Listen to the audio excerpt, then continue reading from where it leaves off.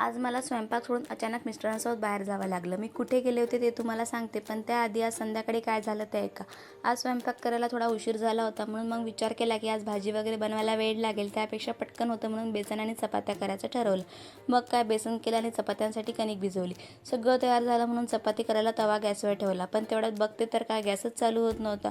मग नीट बघितलं तर लक्षात आलं की सिलेंडर संपलं होतं आणि सध्या तर अशी परिस्थिती आहे की सिलेंडर मिळायलाही खूप वेळ लागतो. नंबर लावला तरी लगेच मिळत नाही. मग काय स्वयंपाक अर्धवट राहिला आणि आम्ही विचारात पडलो. तेवढ्यात हे मला म्हणाले, चल मग शेगडी घेऊन येऊया. मग आम्ही दोघं बाहेर गेलो आणि नवीन शेगडी घेऊन आलो. दुकानात खूप शेगड्या होत्या, पण ही अशी दिसली की यावर कुठलंही भांडं आरामात बसतं म्हणून हीच घेतली. घरी आल्यावर ती ओपन करून बघितलं तर खूप छान होती. त्याच्यावर भांडी ठेवायला स्टँडसुद्धा आहे आणि त्याच्यासोबत एक वॉरंटी कार्डसुद्धा दिलं. कुठली पण नवीन वस्तू आणली की आपण त्याची पूजा करतो, म्हणून मी पण आधी छोटीशी पूजा करून घेतली. त्यानंतर शेगडी ऑन केली आणि तिचे सगळे फंक्शन नीट समजून घेतले. मग विचार केला आधी काहीतरी गरम करून बघू, म्हणून दूध ठेवलं गरम करायला. दूध गरम झाल्यानंतर लगेच मग मी चपात्या करायला लागली. गरमागरम छान चपात्या तयार झाल्या आणि चपातीसुद्धा खूप छान आणि मऊसूत झाल्या.